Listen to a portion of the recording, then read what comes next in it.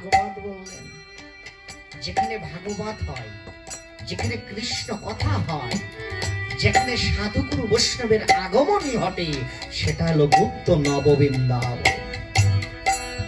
যে বৃন্দাবনের খবর সাধুগুরু বৈষ্ণব মুনি গণিরাও জানে না, দেবতারাও জানে না। যারা কনে জানো, যাদের হৃদয়েতে আমি বিরাজ করি, সেই বৈষ্ণবই জানে যে সেটা গুপ্ত নববৃন্দাবন।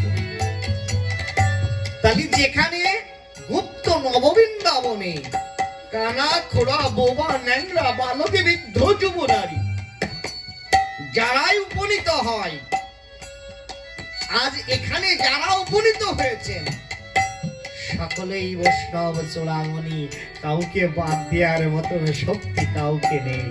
কেন? ওই যে বললেন গুপ্ত বৃন্দাবনে আছে যারা যারা বৈষ্ণব চূড়ামণি।